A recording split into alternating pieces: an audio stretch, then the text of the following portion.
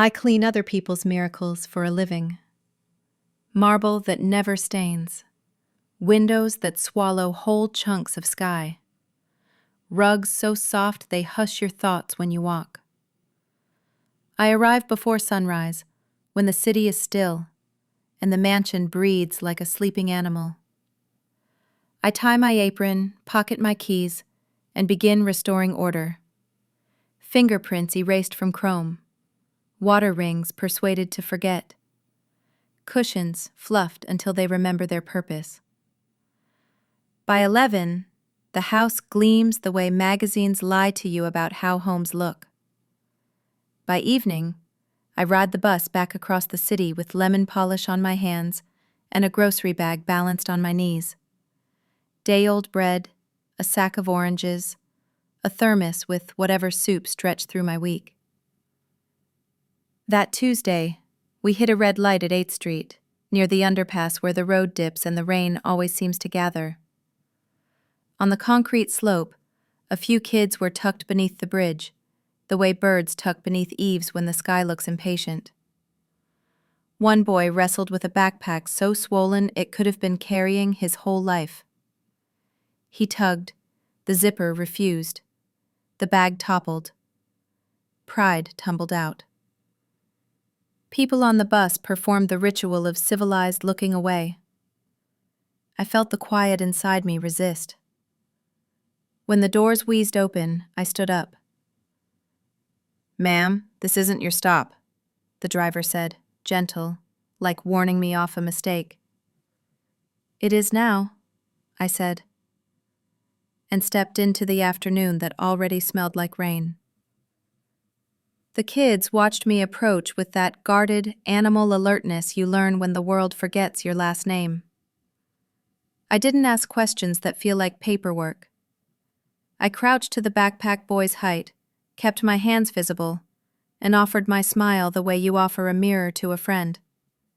"Here, remind yourself who you are." "You hungry?" I asked, as if we were choosing between flavors. He lifted his chin, a brave thing to do when your shoes are thin. "We're not beggars," a girl said from behind him. She had careful braids and the kind of eyes that inventory exits. "I brought more than I can eat," I answered. "Helps me not waste." I sat on the curb like a person who had nowhere else more important to be, unscrewed my thermos, and let the steam speak first. The smell of chicken and garlic threaded into the underpass air, which had been holding its breath. Pride wrestled with hunger and, like pride tends to do when the soup smells like survival, compromised. "Just a little," the girl said. "Just until your hands are warm," I said, pouring into the lid cup and passing the boy my napkin. He wrapped both hands around the heat as if it could change the weather inside him. I halved the bread, then halved the halves. I peeled an orange into bright spirals and broke the sun into pieces we could share. The older girl waited until the younger ones had something. Then she took hers like a person signing a contract she planned to honor. "What's your name?" the boy asked quietly, soup mustache on his lip.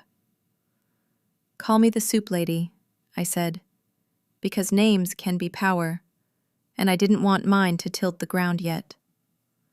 "What's yours?" "Malik," he said. The girl with the braids added, "Tasha." They handed me their names the way children with too much experience hand over fragile things, with care, and a watchful glance to see if you'll drop it. We ate.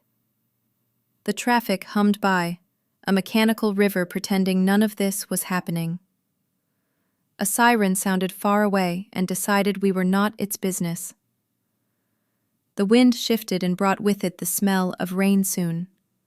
I tucked extra bread into paper napkins, kissed the oranges clean with the towel I keep in my bag, and pressed them into little hands that pretended they didn't want them. "You got somewhere safe tonight?" I asked. Not a probe, a map question. "Depends," Tasha said.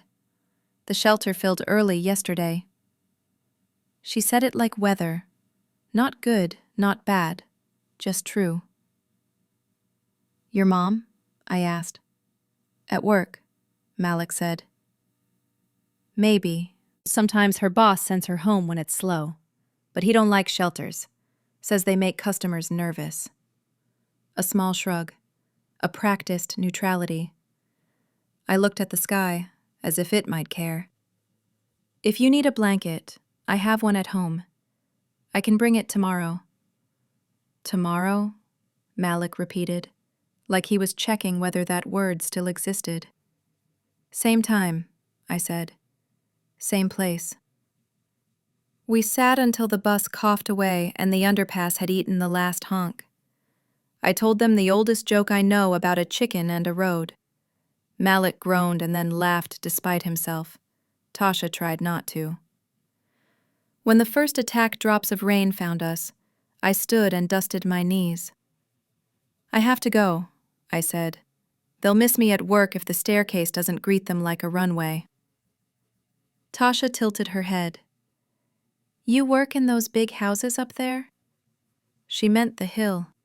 Money lives uphill, where water flows away from your porch instead of toward it.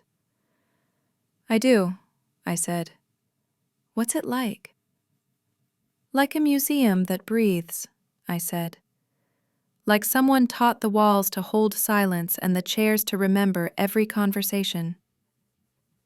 She considered this and then nodded, as if she would remember how to describe it to herself later when she needed to believe in other rooms. Thank you, she said without looking at me. Which is how you say thank you when gratitude feels too naked to meet eyes. See you tomorrow, I said, and started walking.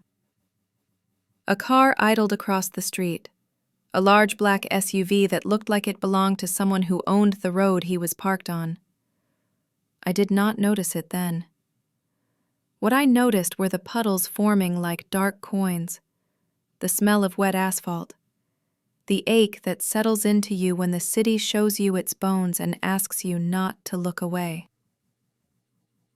In the morning, the mansion gates blinked their iron eyelids and admitted me.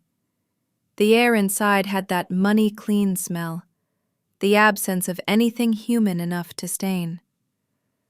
I hung my coat, fastened my apron, and reached for the caddy. That's when I saw it.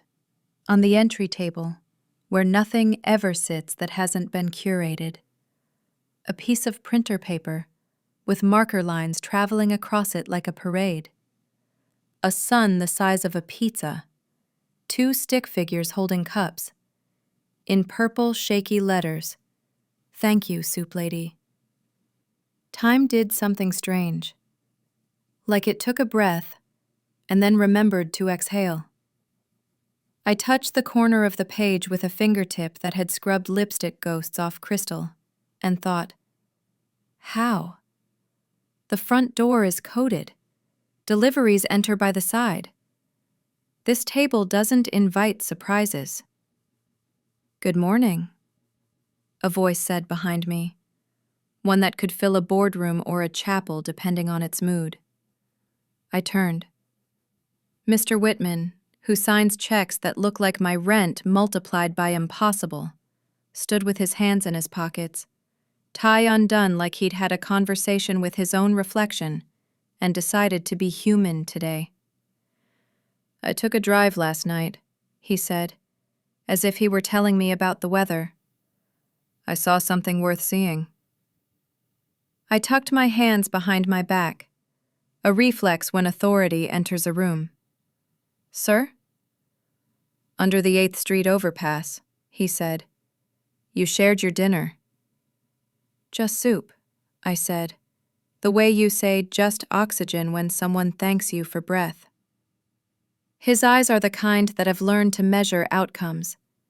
He studied me like the city had placed me on his desk beside a problem he needed to solve.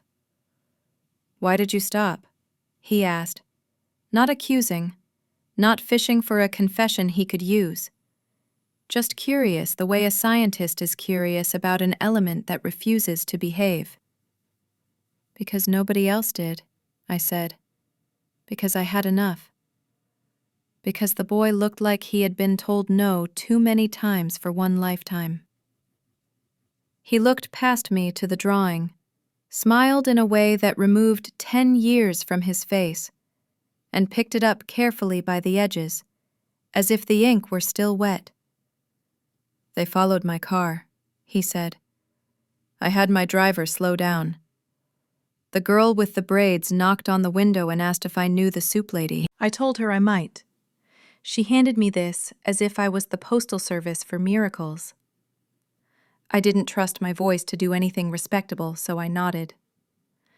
He slid the drawing back to the exact place on the table where he'd found it. A man who understands the geometry of meaning. When you finish the foyer, he said, come to my office.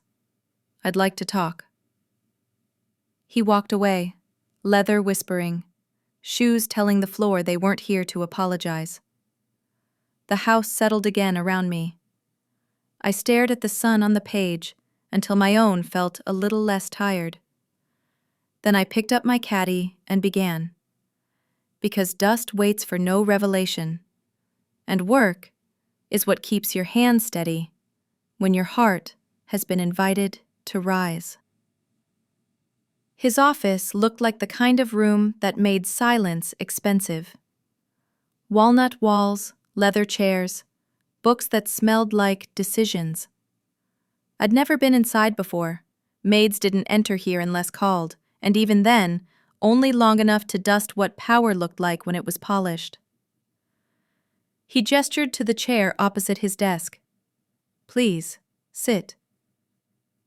I perched on the edge, back straight, hands clasped in my lap like prayer. Ms. Harris, he began, saying my name as though he'd practiced it.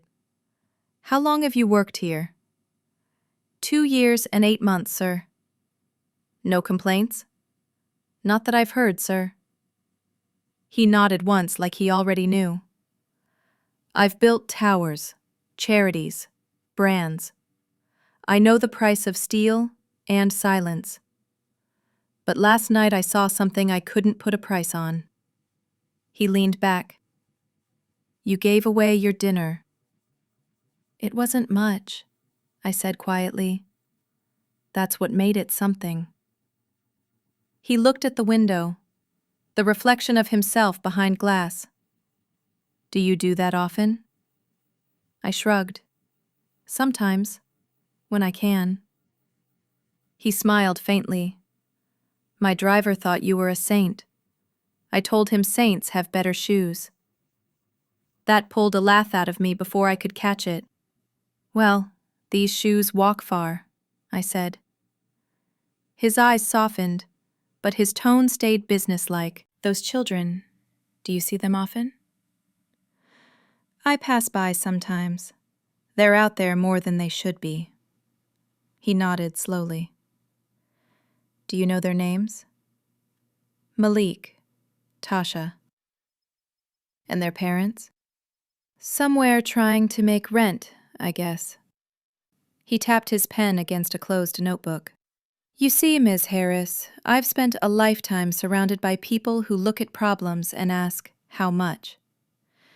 But last night I saw someone look at a problem and ask, why not me? I didn't know what to say. Compliments from people like him felt like clothes that didn't fit. He continued, I want to start something real. A program. Food, shelter, medical care. No headlines, no photo ops, quiet help. I blinked. Quiet help? Yes, anonymous funding. But I need someone who knows where to look. Someone who doesn't need a map to find the forgotten. You mean, I paused. You want me to tell you where the hurt is? Exactly. You've already proven you can see it. I shook my head. Sir, I'm just housekeeping. I don't know about projects or programs. You know compassion. I can hire 100 professionals who can't find that. The clock on the wall ticked softly, like it was counting seconds between worlds. He folded his hands. I'll have my foundation director call you. You'll shadow her this week. Observe. Learn.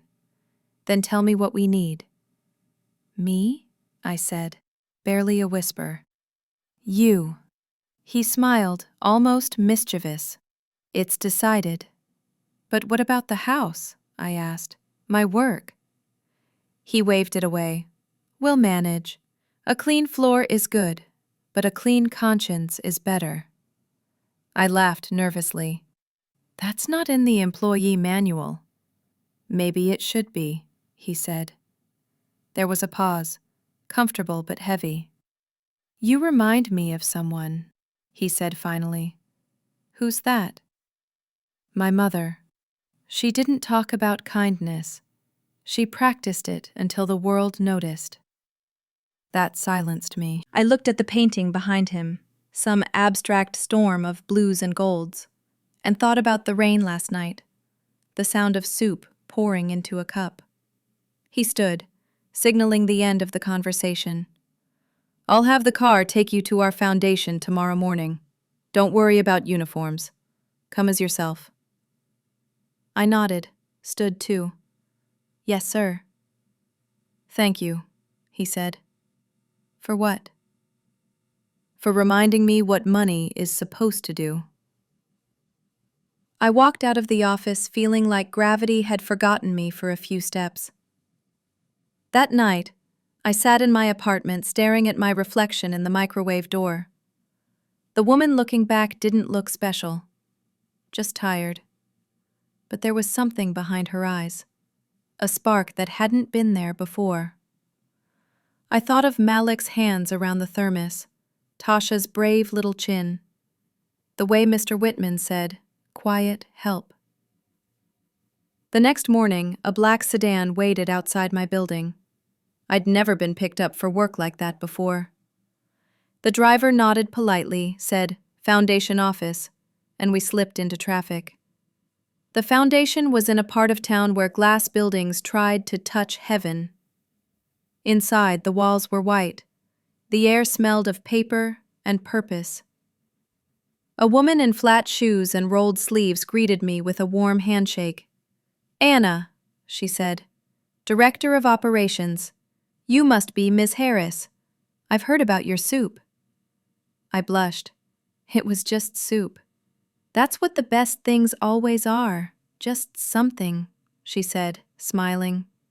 Come on, let me show you how we make just something into everything.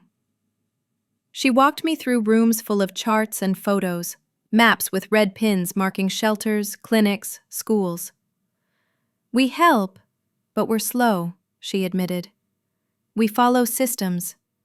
You, apparently, follow people. I just follow where my heart aches loudest, I said. Anna nodded like she understood. That's the compass I wish more of us used. She handed me a clipboard. We'll visit 8th Street today. Your kids. Malik and Tasha, I said. Yes, them and others. We loaded the van, boxes of canned food, blankets, bottled water. I watched the city slide by the window, the same streets I'd seen for years now looking different because, for once, I wasn't passing them. I was headed toward them. Under the overpass, Malik spotted me first. Soup lady! He shouted. And for the first time in a long time, that name didn't sound like pity. It sounded like belonging. Anna watched me kneel to greet them, her clipboard forgotten. They know you, she said softly. I guess so. You know what that means. I looked up at her. What? It means we start here. We spent the afternoon listening more than talking. Anna filled out forms, I filled cups. Kids came out of the shadows when they smelled the soup. Parents peeked from corners, cautious but curious. The van turned into a kitchen, a clinic, a confessional. By sunset, Malik was wearing a jacket that actually fit. Tasha had new shoes. Anna had a page full of names that weren't statistics anymore. Back at the office, she turned to me. "You have good instincts," she said. "It's just paying attention. That's rarer than gold." As I rode home, the city lights blurred against the window. I thought about what Mr. Whitman said. Quiet help. Maybe that's all real power ever needed to be. Invisible hands that still change everything they touch. When I got home, I found another note tucked under my door. No signature, just 6 words, written in bold black ink. Keep doing what hearts remember. And for the first time in years, I cried. Not because I was sad, but because the world had finally started to make a little bit of sense. The next morning, the city looked softer, as if the night had rinsed it clean. I was back in the van with Anna, and she was humming under her breath while checking supplies. "You ever think about how little it takes?" she said. "How little of what?" "To make someone feel seen." I nodded. One bowl of soup. One smile. One name remembered. We stopped under the overpass again. Malik and Tasha ran toward us, dragging 2 other kids behind them. The older girl, maybe 10, said shyly, "You're the soup lady." "That's me." "We told them you come back," Malik said proudly. "They didn't believe us." I laughed. Guess I'm real after all. The morning filled with movement. Anna organized, I improvised. We unpacked food, handed out water, patched scraped knees. A man in a worn jacket offered to sweep the ground if we gave him gloves. Within an hour, the place looked less like survival and more like community. Around noon, a black car rolled up quietly at the edge of the street. Mr. Whitman stepped out, sleeves rolled, umbrella folded through the sun was bright. He didn't announce himself, he just watched.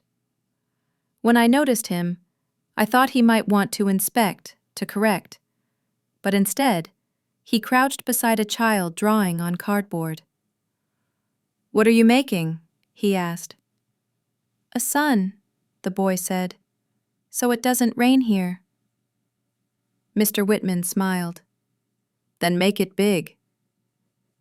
Anna whispered, "He came himself?" "I didn't know he would," I murmured. He stayed an hour. He lifted boxes, listened to stories. When he left, he handed me a small note folded twice. "We'll expand this, quietly." That night, I couldn't sleep. I kept thinking of how natural he'd looked sitting on the curb. A man who'd spent decades above the clouds, now at street level, eyes open. 2 days later, Anna handed me an envelope. "He wants your feedback report." "I don't know how to write reports." "Write like you talk," she said. "Truth reads better than jargon." So I did. I wrote about Malik's laugh, about Tasha learning to braid without breaking hair, about mothers who measured hope by how many bowls of soup we brought. I wrote that kindness had logistics too, schedules, supplies, transport, but that it also had rhythm, and we were starting to hear it. When Mr. Whitman read it, he called. "Miss Harris, this is better than any quarterly summary I've seen." "I just told you what happened. That's what data should do," he said. We opened a second site a week later, near the riverfront. Same van, same mission, more people. Word spread faster than gossip, and soon volunteers began showing up unasked. A nurse, a barber, a retired teacher who said she missed the noise of children learning. One evening, Anna said, "You realize you've become the pulse of this?" "I just keep the pots warm." She shook her head. "No, you keep the people warm." Later, alone, I thought of that line and felt its weight. Maybe warmth was the one currency that never lost value. Then came the rainstorm that changed everything. It started gentle, then angry. Wind pushed the tarps, puddles turned into rivers. We were packing up when two men in slick jackets appeared, cameras flashing even before they spoke. "Nice operation you've got here," one said. "Humanitarian or marketing?" Anna frowned. "Who are you?" "Journalists," the taller one said. "Viewers love a redemption story." "Not filming the children," I said. He smirked. "Public space, sweetheart." Before Anna could reply, a familiar voice cut through the rain. "Then film me," Mr. Whitman said, stepping between them. "But you'll leave these families alone." The cameras hesitated. The men recognized him. Money has a face people never forget. "You think you can hide charity?" one taunted. "The world deserves to know if this is PR." He looked at me. "Let them record the truth." So I spoke, rain dripping off my hair. This isn't about image. It's about food, shoes, dignity. We don't need headlines. We need hands. Something in my tone must have landed because the cameraman lowered his lens. "She's right," he muttered. They left without another word. After they drove away, the children cheered. Mr. Whitman smiled, soaked but proud. "You stood your ground." "I was scared." "That's what courage looks like," he said. "It trembles, but stays." We worked until dark. When the last cup was packed, he turned to me. "Tomorrow," he said, "we double our roots." "Tomorrow," I answered. And for once, tomorrow didn't sound uncertain. It sounded like promise. The next week moved fast, too fast for someone who had spent her life counting hours by mop strokes and clock ticks. Now time had flavor. It smelled like soup simmering in metal pots, like rain drying on children's jackets, like new paper in the van's registration folder. We weren't just feeding people anymore. We were building something.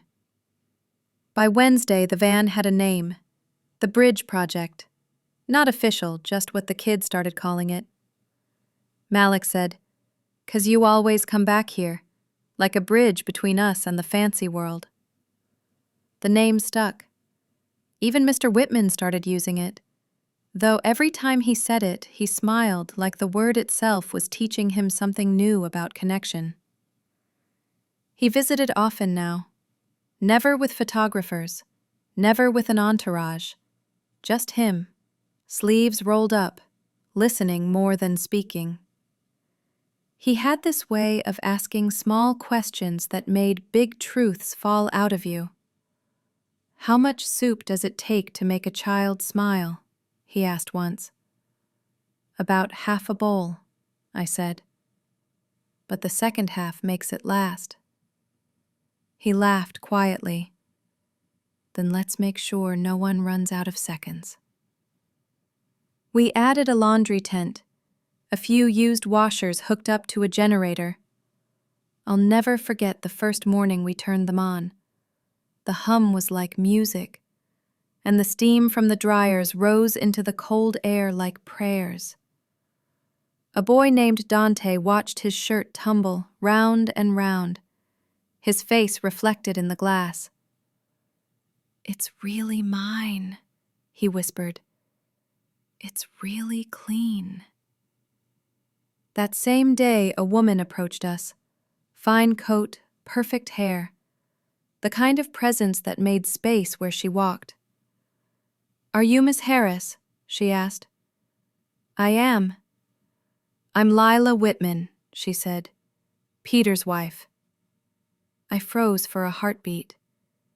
Mr. Whitman's son and daughter-in-law, names I'd only heard through half-closed kitchen doors.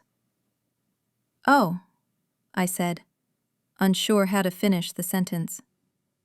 She smiled, that kind of tight, practiced smile people wear when they visit worlds they don't understand. "My husband and I wanted to see the famous bridge project." "It's not famous," I said. "It's just feeding people." "That's exactly what worries us," she replied. A few minutes later, Peter himself arrived, tall, impatient, expensive even in denim. He looked around as if the underpass might catch on to his wealth. "So this is where the money's going," he said. "Dad's latest passion project." "Your father calls it an investment," I said, wiping my hands. "Just not the kind that fits in a portfolio." He gave a small laugh, sharp as glass. "And you're in charge?" "I just keep it moving." "That's what CEOs say," he muttered. Mr. Whitman's car pulled up before the tension could boil. He stepped out, calm as sunrise. "Peter," he said, "I'm glad you came." "Dad, this isn't sustainable," Peter said. "You're spending millions on soup and socks." "I'm spending millions on people," Mr. Whitman replied evenly. Lila crossed her arms. "You're risking your reputation. There's a journalist saying you're hiding assets through fake charities." Mr. Whitman's eyes hardened. "If integrity looks like hiding to them, let them keep guessing." I stood there, feeling invisible and yet strangely at the center of everything. The conversation moved above my pay grade, but it was my world they were fighting about. Finally, Peter turned toward me. "Ms. Harris," he said, "you believe all this is really helping?" I looked at him, really looked, and saw a man who had inherited everything except understanding. "Yes," I said, "because I see the difference. You can't spreadsheet hunger." He didn't reply, just turned to leave, Lila close behind.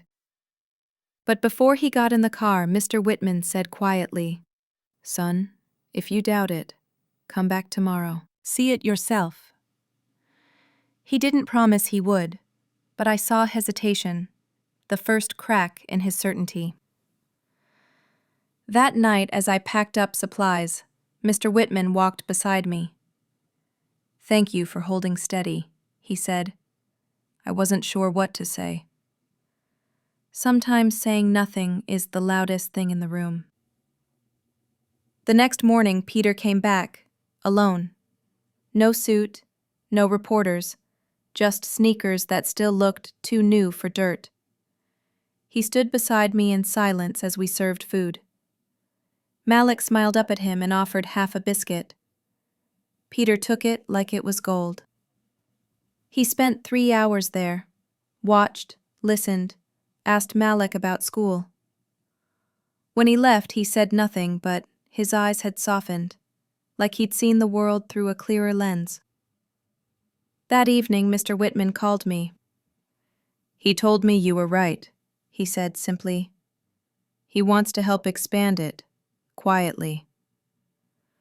I looked around my small apartment, the light flickering on my chipped walls, and for a second, I thought, maybe this is how revolutions start. Not with shouts, but with soup.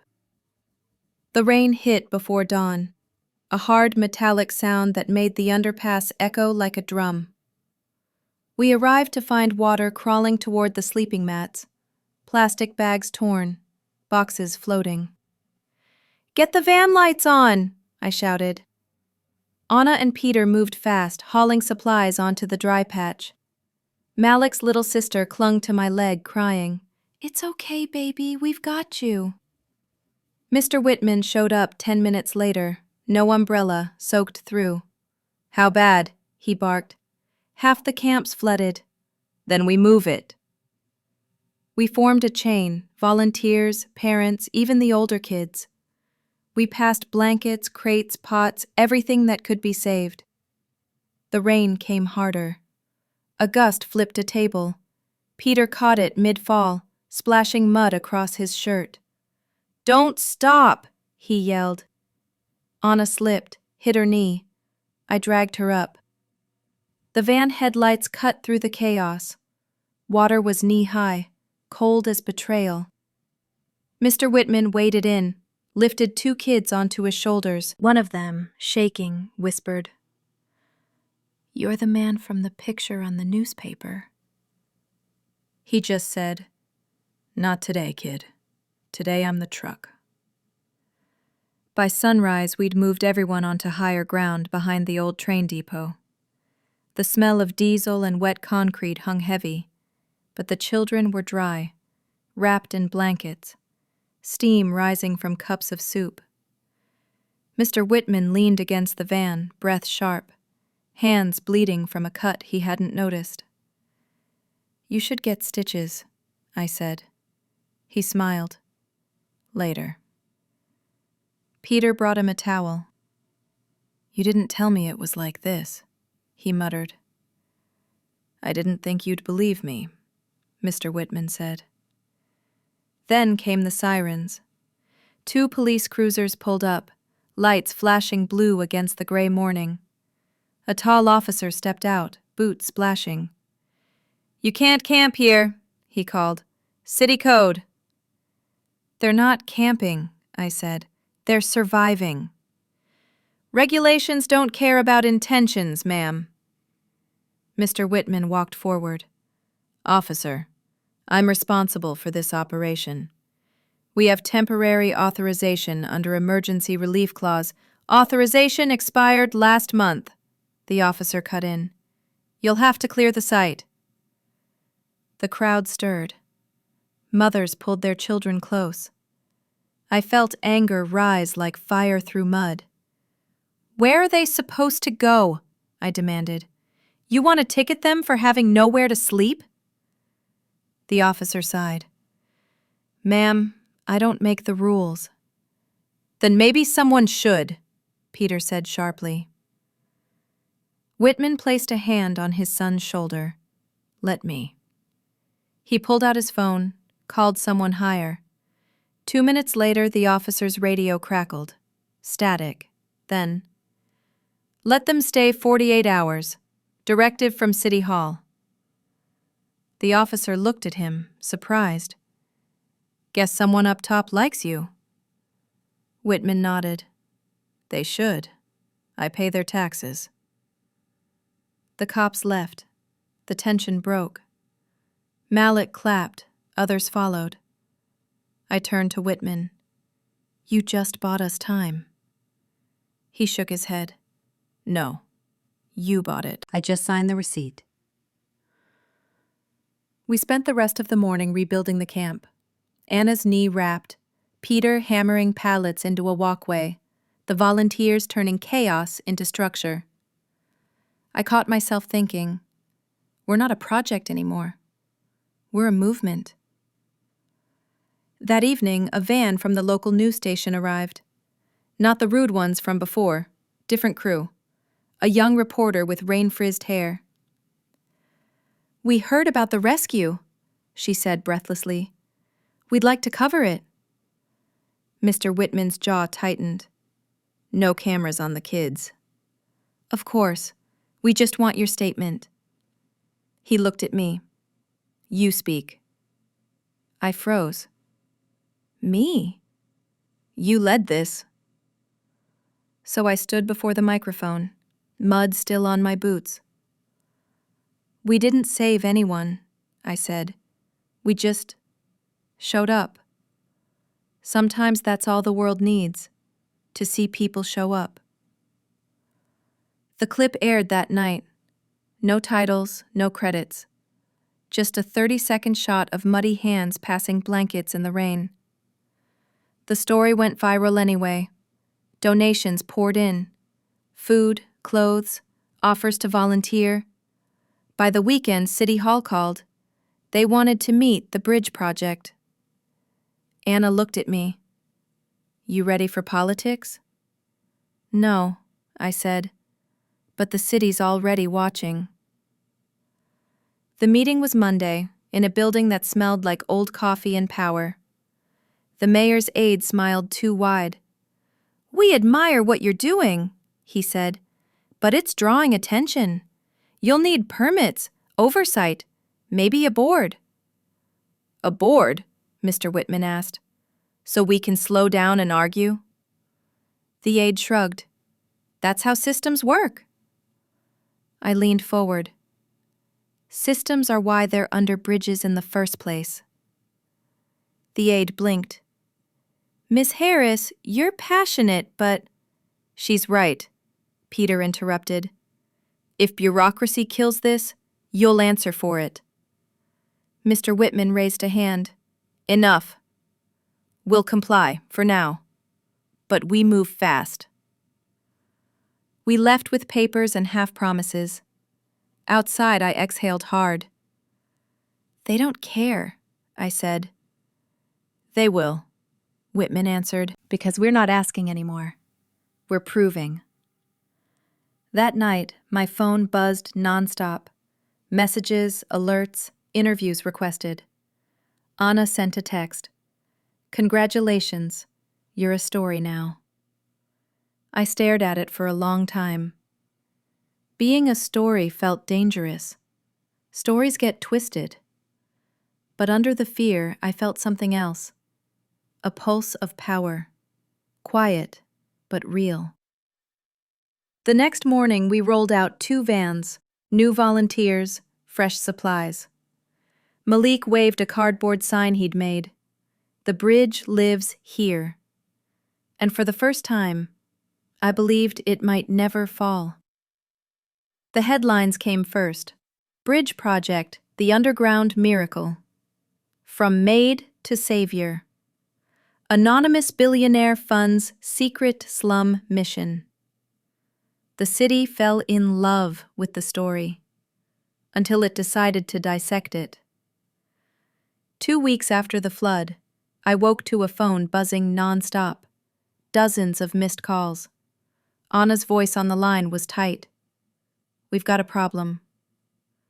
When I arrived, the camp wasn't buzzing with children's laughter anymore. It was surrounded by reporters, microphones flashing like gun barrels. A drone hovered above the tents. I spotted the same influencer from before, Lang, smirking behind sunglasses. Smile, soup lady, he shouted. We're doing a live stream. The people deserve the truth. What truth? I snapped. He turned his phone to the crowd. The truth that this whole charity is a PR stunt, that she, he pointed at me, is being paid to make a billionaire look human. The words hit like stones. The crowd murmured. Some parents stepped back, clutching their kids. Cameras zoomed in. That's a lie, Anna said. Lang grinned. Then show us the books, the payroll. How much does she make? I froze, because technically I didn't know. I'd never asked. Mr. Whitman handled the funding, quietly, discreetly. Lang smelled blood. Exactly. No answers, no transparency. You're no better than the people you pretend to save. A van door slammed. Mr. Whitman stepped out, calm but cold. Turn off the camera, Mr. Lang. Lang smirked. Freedom of the press. Freedom, Whitman said, is not a license to lie. He handed a folder to one of the officers now blocking the reporters. Full audit, every receipt, every shipment. You want numbers? You'll choke on them. Lang's smirk faltered, but only for a second. Then why hide your name, huh? Because you want to play God without responsibility? Whitman's voice dropped an octave. Because when rich men attach their names to good things, they rot. This isn't mine. It's hers. He looked at me. Ms. Harris built it. Dozens of cameras swung toward me. My pulse hammered. I hadn't spoken yet, didn't know what to say, but silence now would kill everything we'd made. So I stepped forward. You want to film something real? I said. Film this. I pointed to Malik, holding a broom twice his height. He's 7. 2 months ago, he was sleeping in trash. Now he helps clean every morning. I pointed to Angela, the mother with the tired smile. She's starting night classes, because she finally knows her kids will eat while she studies.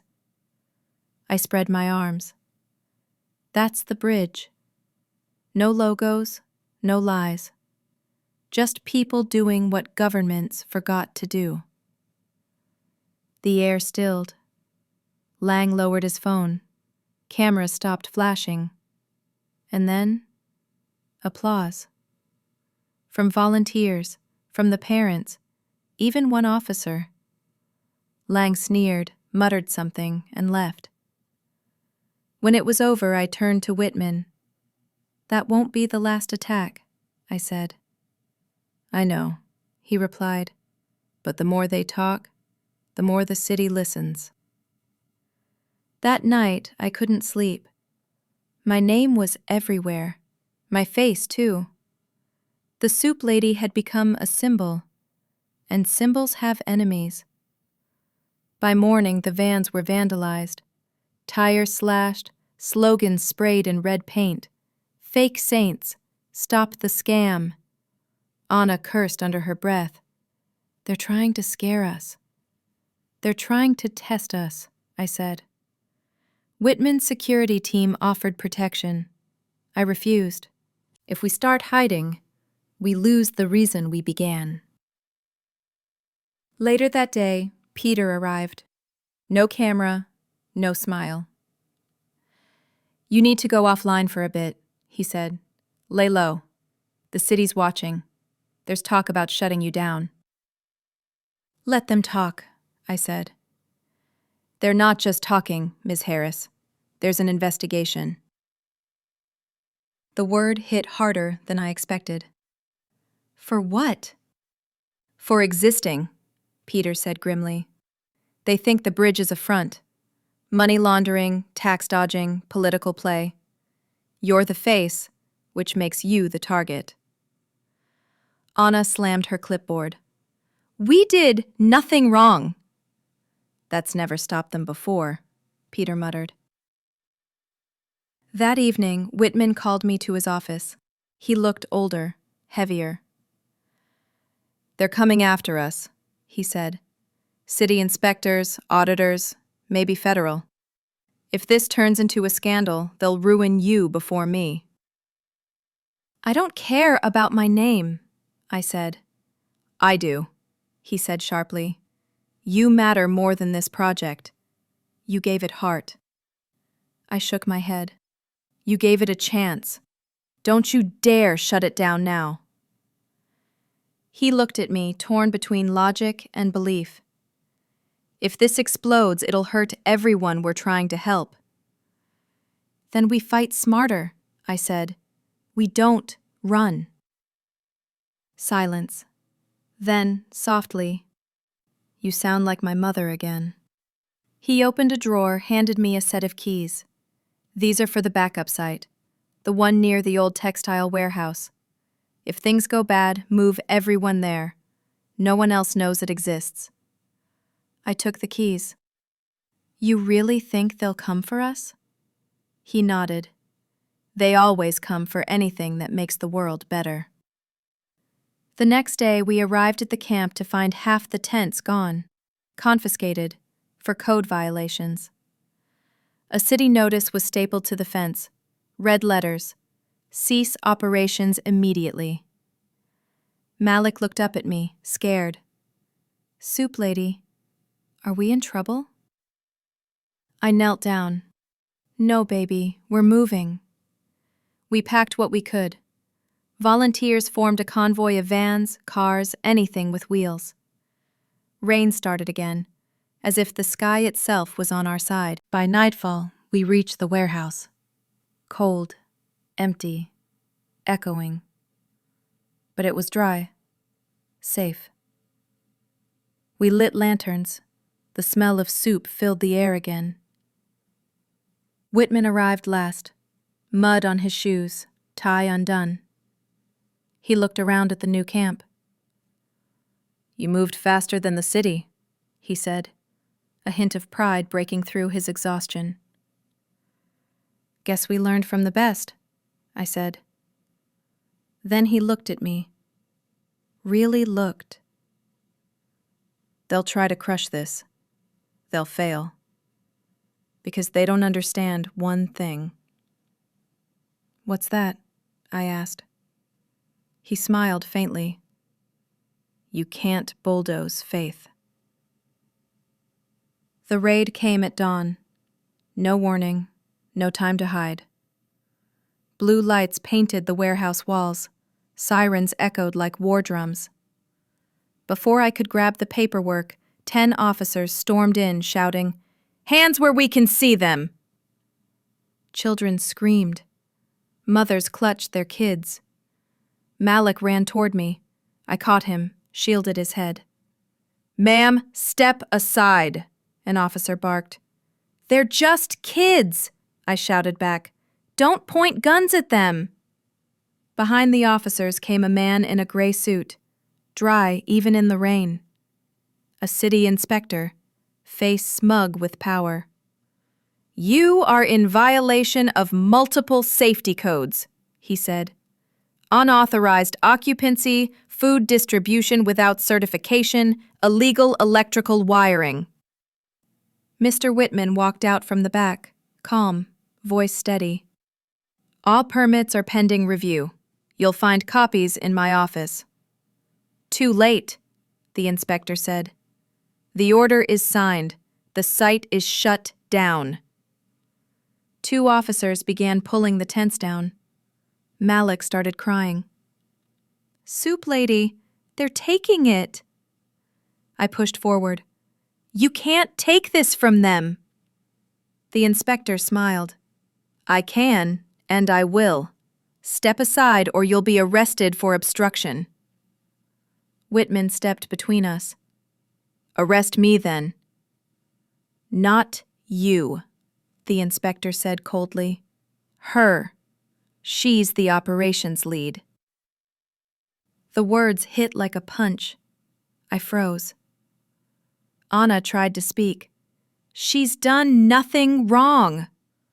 But they already had handcuffs out. Malik screamed, "No!" He ran forward, grabbing my arm. I turned to him. "It's okay, baby. I'll be right back." "Promise?" "I promise." They cuffed me, marched me out through the rain while cameras flashed. Someone had tipped off the press. The same influencer, Lang, was there, filming every second. "There she is," he sneered. "The fake savior."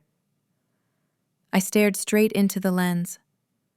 "If helping people makes me guilty," I said, "then I'll wear the cuffs."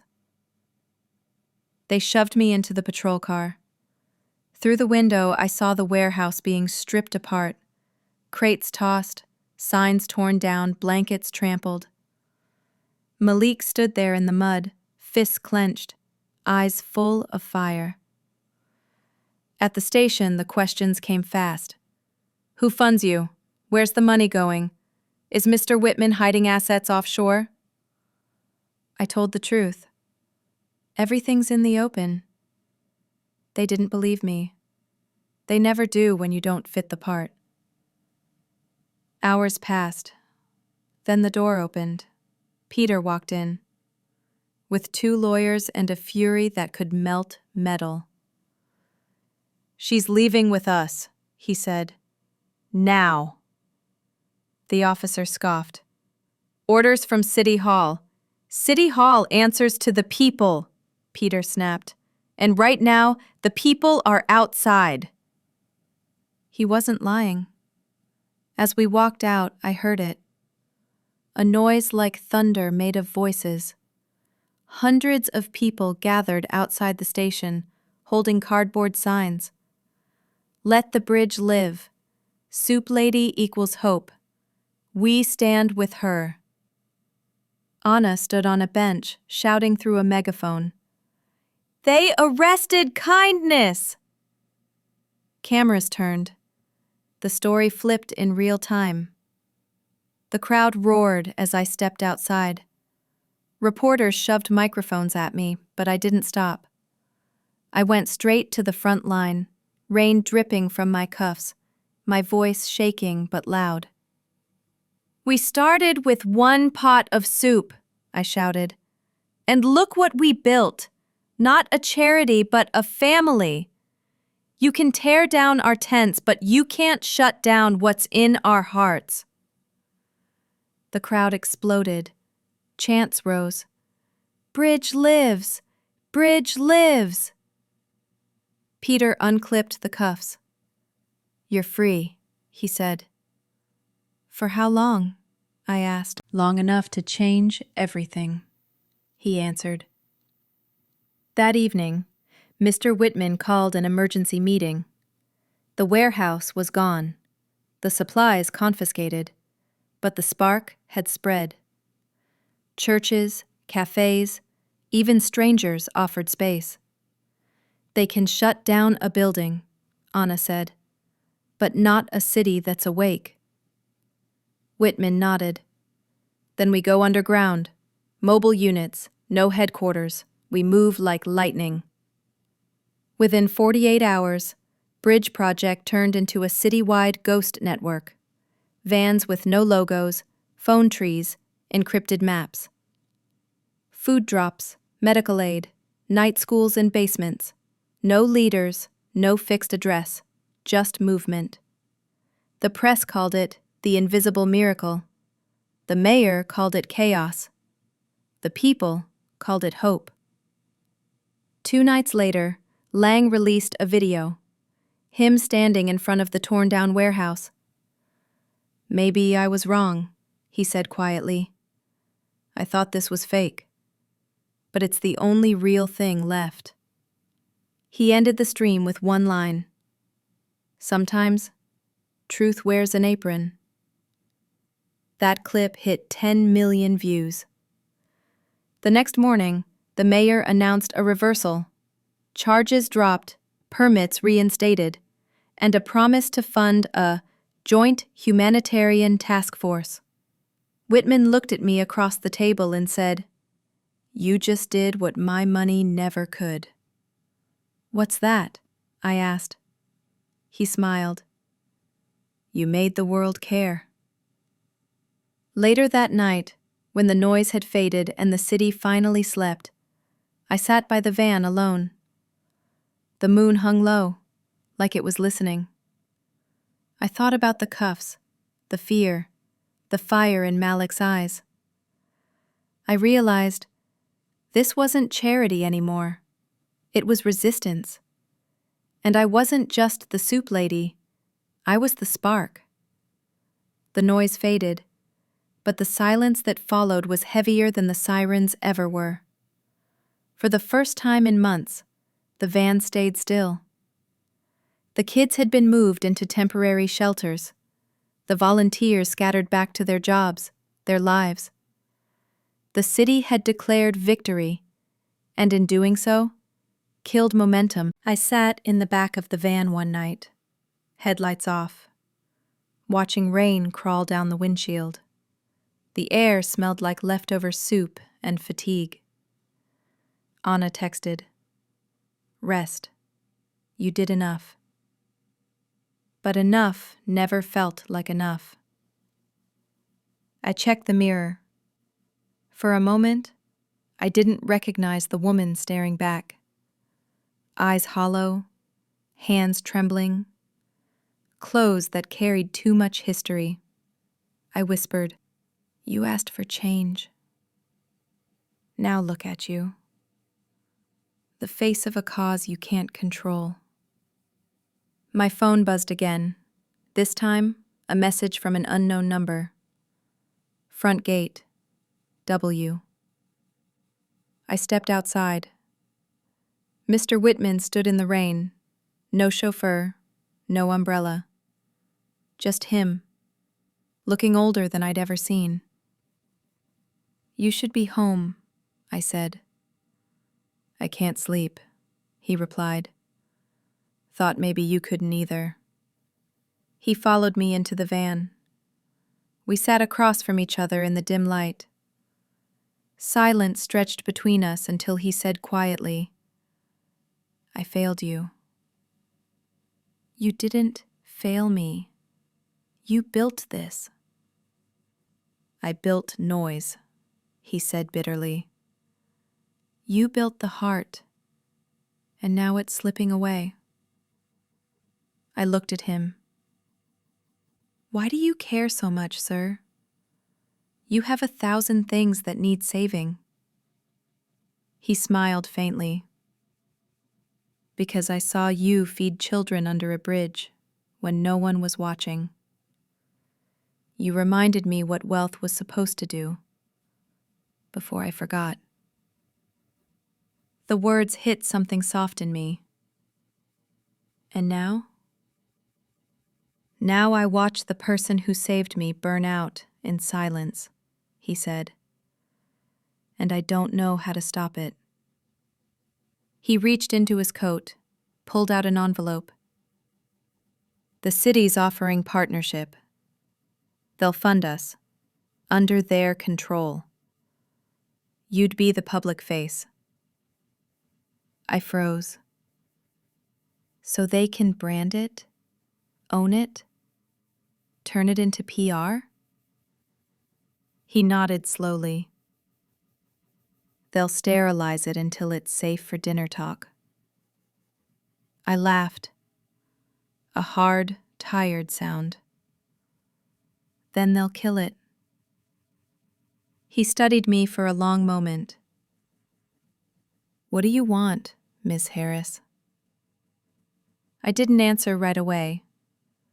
The rain whispered on the roof like a metronome of truth. Finally, I said, "I want them to stop calling it charity. I want Malik to have a home he doesn't have to leave. I want people to help because it's right, not because it looks good." He leaned forward. "Then we keep it ours. No politicians, no contracts. Just the bridge, alive, quiet, moving." I shook my head. "They'll crush us again." "Then we rebuild again," he said, "and again. That's what revolutions do. They keep showing up." His voice cracked slightly, and for the first time, I saw the man behind the name. Not a billionaire, not a savior. Just a father. A tired one. He whispered, "You remind me of her. My wife. She used to bring home strays. People, dogs, ideas. Said the world breaks people, so someone has to learn how to glue them back together." The silence that followed wasn't awkward. It was sacred.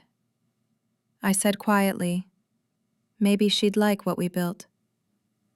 He smiled through the rain. "She'd say we still need better soup." We both laughed. The first real laugh in weeks. Later, as we stood outside under the storm, he looked up at the gray sky. "They'll come again," he said. "I know. When they do, promise me something." "What?" "Don't stop being the reason they're afraid." I didn't answer, just met his eyes. And in that look, something shifted. Not romance, not sentimentality. Respect. A bond between two people who had nothing left to prove, only something left to protect. The next morning, I gathered the volunteers. "We're not shutting down," I said. "We're going mobile again, 10 small units, not one big target. Every district, every street. We'll be ghosts with purpose." Anna grinned. "The Bridge 2.0. Peter crossed his arms. "You sure you can handle it?" I nodded. "No, but we'll do it anyway." And just like that, the hum returned. Engines started, vans rolled out. Not grand, not loud, just steady. Quiet lightning. As the convoy moved through dawn, I looked out the window.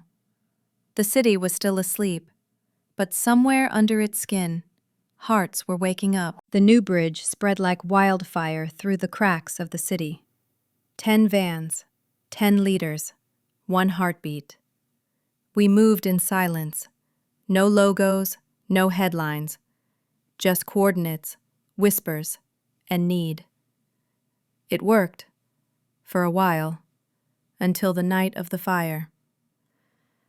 It started at the storage lot, one of the new supply depots we'd rented near the river.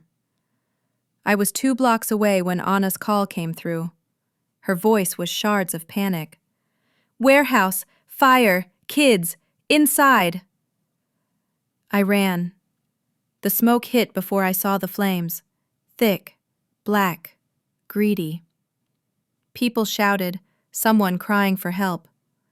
2 of our volunteers were trapped behind a collapsed beam. Peter was already there, coughing, face streaked with soot.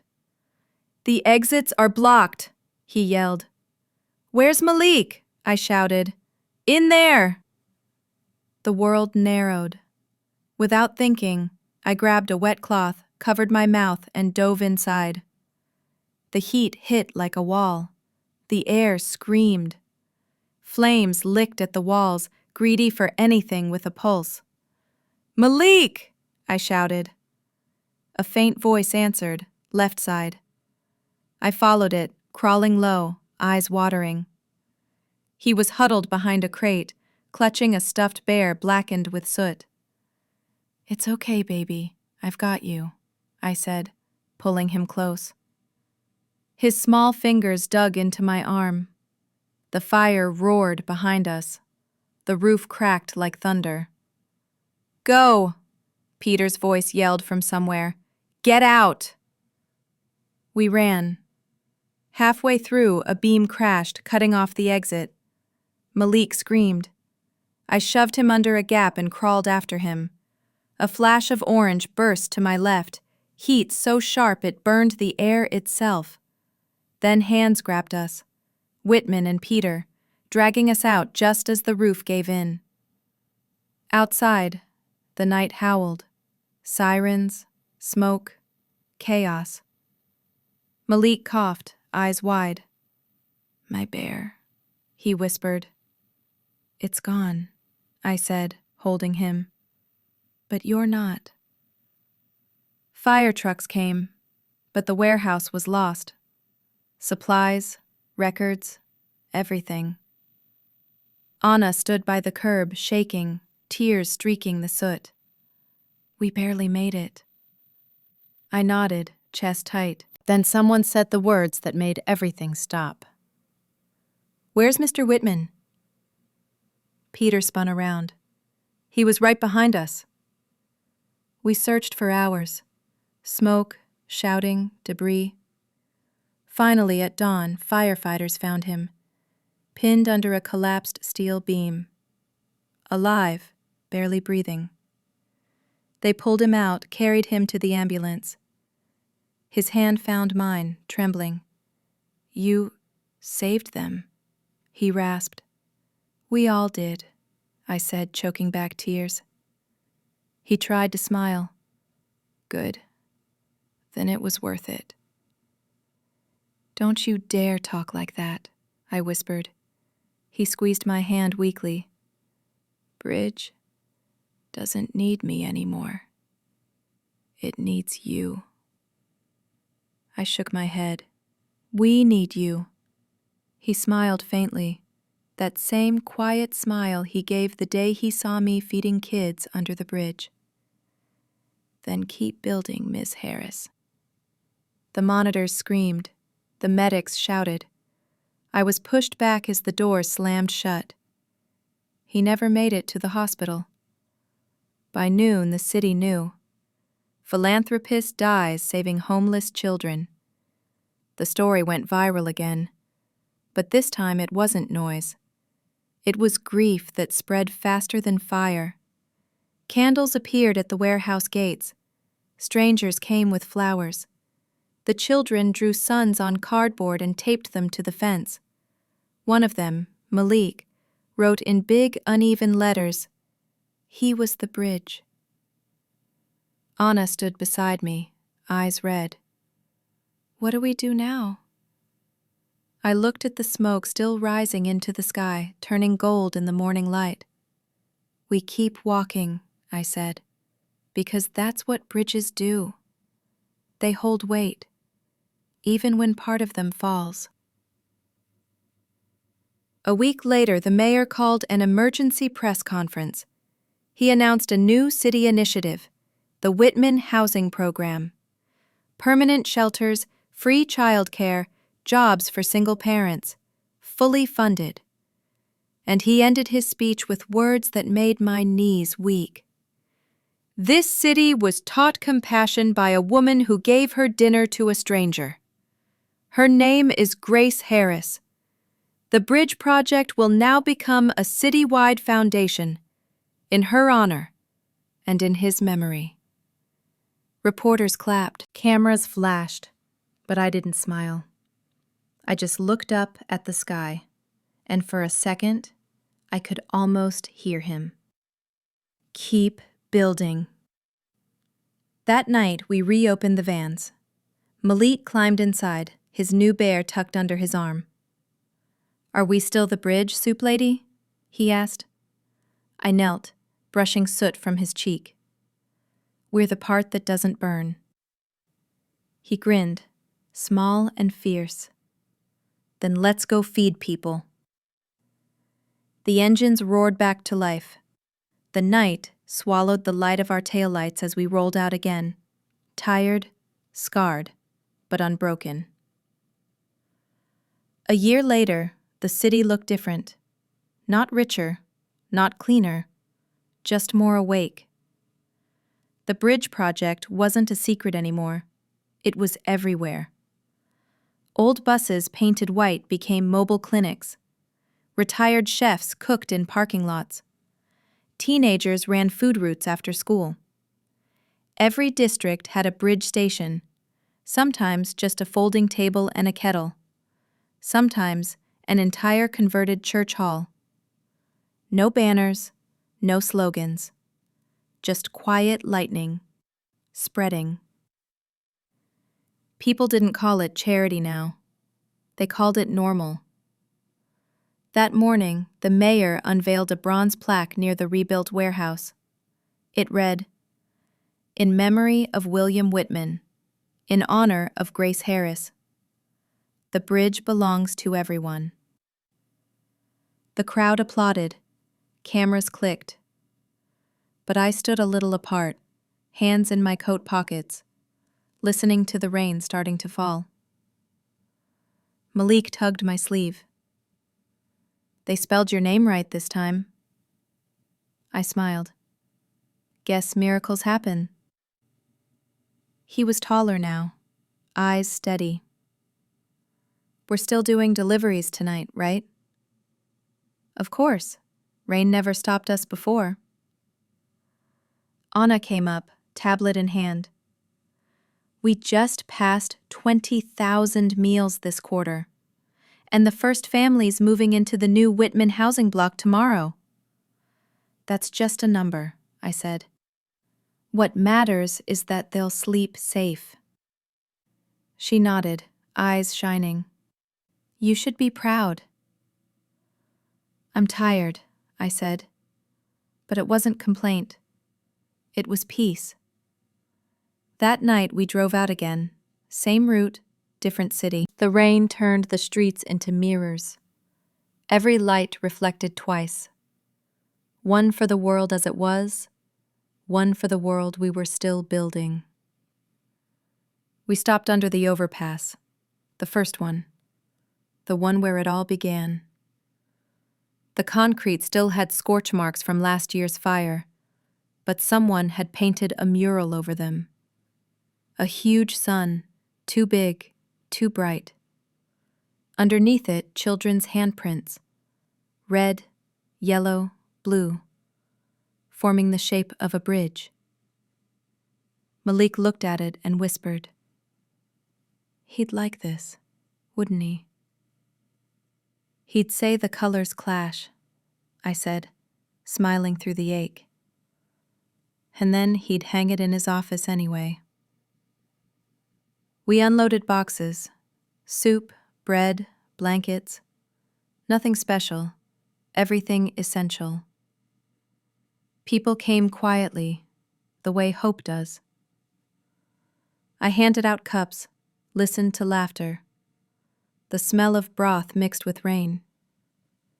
Then the wind shifted, carrying the sound of bells from somewhere far away. And suddenly I felt it. That same presence as the first night.